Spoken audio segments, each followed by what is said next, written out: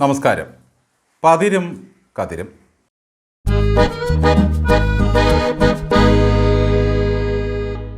രാഷ്ട്രപതി ശബരിമലയിൽ ദർശനം നടത്തുമ്പോൾ പിന്നിൽ വയറും താങ്ങി മിഴുങ്ങസ്യ എന്ന് പറഞ്ഞു നിൽക്കുന്ന വാസവനാണ് ഇപ്പോൾ വൈറലായിക്കൊണ്ടിരിക്കുന്നത്. വയറ്റിപ്പിഴപ്പാണ് എൻ്റെ ഈ മന്ത്രിസ്ഥാനം എന്ന മട്ടിലായിപ്പോയി പൊന്നമ്പല വാസവൻ്റെ ആ നിൽപ്പ്.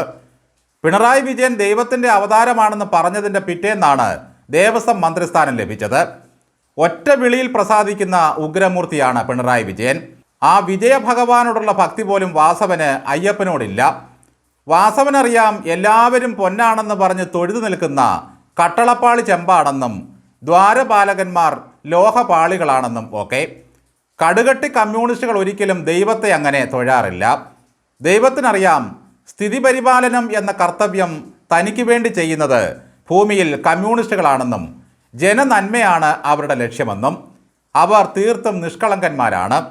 അവരുടെ മുമ്പിൽ ദൈവം പ്രത്യക്ഷപ്പെട്ടിട്ട് വല്ല വരവും വേണോ എന്ന് ചോദിച്ചാൽ അവർ പറയും, ഇടതുകാലിലെ മന്ത് വലതുകാലിലേക്കൊന്ന് മാറ്റിത്തന്നാൽ മതിയെന്ന്. അത് കേൾക്കുമ്പോൾ ദൈവം ചമ്മി നാറി തിരിച്ചു പോകും. അല്ലാതെ സ്വർണം വേണം, കോടീശ്വരനാകണം, ആയുരാരോഗ്യ സൗഖ്യം വേണം, പിള്ളേർക്ക് ജോലി വേണം എന്നൊന്നും അവർ ദൈവത്തോട് ആവശ്യപ്പെടാറില്ല. മനുഷ്യരുടെ സങ്കടം ഒപ്പുന്ന കമ്മ്യൂണിസ്റ്റുകളെ കാണുമ്പോൾ ദൈവത്തിൻ്റെ ഒരു രോമാഞ്ചം ഒന്ന് കാണണം. വാസവൻ അയ്യപ്പൻ്റെ മുമ്പിൽ കൈകെട്ടി നിന്നത് കണ്ട് ദൈവനിഷേധിയാണെന്നൊന്നും പറയാൻ കഴിയില്ല. ഉണ്ണിപ്പോറ്റിയും മുരാരിയും ഒക്കെ കിടന്നും ശയനപ്രദക്ഷിണം നടത്തിയും തൊഴുന്നവരാണ്. പക്ഷേ അവരുടെ കയ്യിലിരിപ്പ് നമ്മൾ കണ്ടതല്ലേ. മുരാരിയുടെ ഭക്തിയേക്കാൾ എനിക്കിഷ്ടം വാസവൻ്റെ വിഭക്തിയാണെന്ന് അയ്യപ്പൻ മനസ്സിൽ പറയുമോ എന്തോ. ചന്ദനക്കുറിയിട്ട് കൂപ്പുകൈകളുമായി നിൽക്കുന്ന അമ്പലക്കള്ളന്മാരെക്കാൾ ഒരുപക്ഷെ അയ്യപ്പനിഷ്ടം വാസവനെയാണെങ്കിൽ എന്തു ചെയ്യും? കൈകൂപ്പി ദൈവത്തോട് അപേക്ഷിക്കുന്നതിലും നല്ലത് സ്വന്തം വയറിൽ കൈചുറ്റി ഉള്ളുകൊണ്ട് ഭഗവാനെ വിളിക്കുന്നതാണെന്ന് വാസവനറിയാം. ജഡിലോ മുഞ്ചി കുണ്ഠിത കേശ കാഷായാംബര ബഹുകൃതവേഷ പശ്യന്ന പിചന പശ്യതേ മൂഢ ഉദരനിമിത്തം ബഹുകൃതവേഷം. ശിരസിൽ ജട പിടിപ്പിച്ചും തലമുണ്ടനം ചെയ്തും കാഷായ വസ്ത്രം ധരിച്ചുമൊക്കെ ആളുകളുണ്ട്. അവർക്കൊക്കെ കണ്ണുകളുണ്ടെങ്കിലും അവർ കാണേണ്ടത് കാണുന്നില്ല.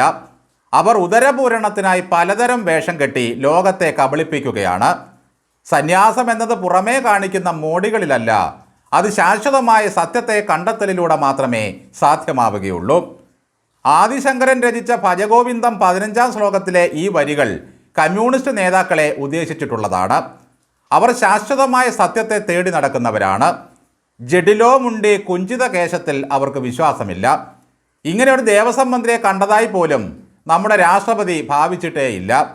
തൻ്റെ പിന്നിൽ ഇങ്ങനെ കയ്യും കെട്ടി നിൽക്കുന്ന വാസവനെ രാഷ്ട്രപതി കണ്ടിട്ടുമില്ല. ശബരിമലയിലെ സ്വർണമെല്ലാം ചെമ്പാക്കുന്ന കമ്മ്യൂണിസ്റ്റ് രാസവിദ്യയെപ്പറ്റി രാഷ്ട്രപതി അറിയാതിരിക്കില്ല.